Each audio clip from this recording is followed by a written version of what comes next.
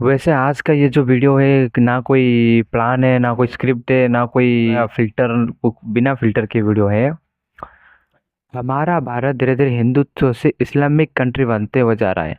जहाँ पर Indus valley का सिविलाइजेशन शुरू हुआ था वहाँ पर अब पाकिस्तान बन चुका है। कश्मीर, केरला, वेस्ट बंगाल ये मुस्लिम मेजोरिटी बन चुका है। और ये सब हो पा रहा है इसलिए क्योंकि पाकिस्तान और बांग्लादेश से कई इलीगल इमिग्रेंट भारत में आते हैं, भारत में अपना कॉलोनी बनाते हैं, अपनी मेजोरिटी बढ़ाते हैं और फिर ये हमारे ही हिंदू संस्कृति को मिटाने की कोशिश करते हैं। हर जगह दंगे करते हैं, हमारे संस्कृति के विरोध में बात करते हैं, उसको मिटाने के लिए धीरे धीरे कोशिश करते हैं। कोई मंदिर जाके आते हैं तो उसको बोलते हैं कि ये तो बड़ा भक्त बन गया। अगर मान लो कि जैसे आप लोगों ने देखा है, दिवाली आते ही देश का पोल्यूशन बढ़ जाता है, होली आते ही बच्चे होली के रंग से डर जाता है, लेकिन बकरी ईद के दिन खून देख के बच्चे बहुत खुश होते हैं, उस पर उनको कोई डर नहीं लगता।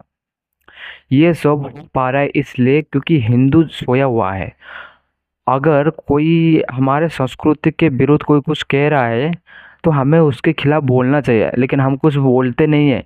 क्यों? क्योंकि कोई कंफ्लिक्ट ना हो जाए, कहीं झगड़ा ना हो जाए, कहीं कुछ ऑफेंड ना हो, कोई बुरा ना मान जाए, ये सब सोच के हम चुप रहते हैं, उनका पावर बढ़ते हो जाता है। जैसे कि अभी भारत में इलीगल इमिग्रेंट मतलब कि जो भारत के नागरिक नहीं है उनको बाहर निकलने की बात चल रही है। तो भारत के कई लोग ऐसे बोल रहे हैं कि भारत की संस्कृति कहता है कि दूसरों को शरण में देना चाहिए। माना कि दूसरों को शरण में देना चाहिए, पर जो गलत है उसको शरण में नहीं देना चाहिए। जो तुम्हारी माँ बहन के ऊपर गलत नज़र रखे उसको शरण में नहीं देना चाहिए। सांप को कभी भी दूध दे के पालना नहीं चाहिए, क्योंकि जितने भी सांप को जितना दूध दोगे उसका जहर बढ़ता ही जाएगा और तुम्हें चोट मारेगा एक दिन। और तुम शरण देने की बात करते हो। जो लोग टेररिस्ट बन के हमारे भारत के नागरिक के ऊपर मारते हैं, तुम उसको शरण में दोगे? अरे भाई, आज तक शरण दे दे के भारत में कई दंगे देख रहे हो तुम लोग, और फिर भी तुम कहना चाहते हो कि उनको शरण में देना चाहिए। हालांकि मेरा ये वीडियो पूरा मुस्लिम कम्युनिटी के लिए नहीं है, मेरा ये वीडियो सिर्फ उन लोगों के लिए है जो ये दंगे कर रहे हैं, जो बाहर पाकिस्तान और बांग्लादेश से आके ये सब कर रहे हैं। वरना भारत में तो कई मुस्लिम ऐसे हैं जो भारत को, देश को आगे लेने की सोच रहे हैं। जैसे अब्दुल APJ अब्दुल कलाम, जिसे हम भारत की मिसाइल मैन भी कहते हैं। खान सर देख लो, वो भी बच्चों को कम पैसे से पढ़ा रहे, वो भी एक मुस्लिम ही है। पर यार जरा एक मिनट के लिए सोचते देखो कि बाहर से आए हुए देश नागरिक को अगर हम अपने देश में रहने देंगे, क्या सही है? क्या केवल भारत की सरकार की ये जिम्मेदारी है कि उनको बाहर निकाले? क्या हम देशवासी, हम जनता की दायित्व तो नहीं बनता कि हम भी उनको बाहर से, अपने देश से बाहर निकाला जाए? जो कोई भी बांग्लादेश और पाकिस्तान से आते हैं, हमारा भारत के नागरिक ही होते हैं, जो उनको आधार कार्ड और पैन कार्ड बना के देते हैं। ज़रा एक मिनट के लिए सोच से देखो, जो पाकिस्तान और बांग्लादेश से आते हैं उनको अगर वहीं पर ही पूछा जाए कि तुम इतने दिन से आधार कार्ड क्यों नहीं बनाए, किस देश के नागरिक हो, तो वहीं पर ही रोका जा सकता था इस चीज़ को। नहीं, ये हमारा भारत में करप्शन इतना ज़्यादा ही है कि 5,000 10,000 दे के आधार कार्ड पैन कार्ड बना देते हैं और फिर आने वाले पल में अपने वंशज को ही कटवा रहे इन जिहादियों के हाथ से।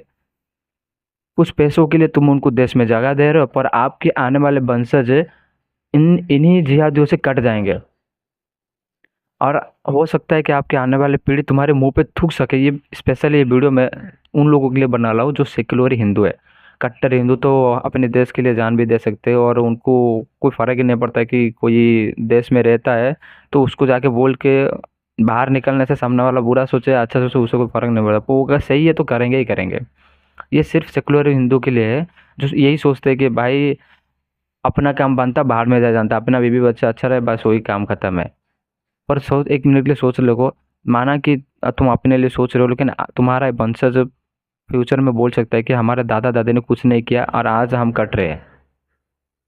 अगर आपके एरिया में कोई ऐसा इंसान दिख रहा है जो आपकी देश के नागरिक नहीं है, तो उसके विरुद्ध में कड़ा एक्शन लो।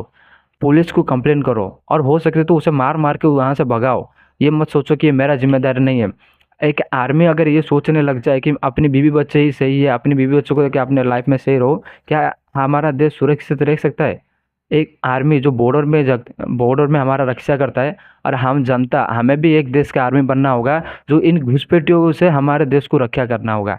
हमें भी देश का जिम्मेदारी लेके इन घुसपैठियों को बाहर से निकालना होगा। सिर्फ सरकार का जिम्मेदारी नहीं है, हमारा भी जिम्मेदारी है।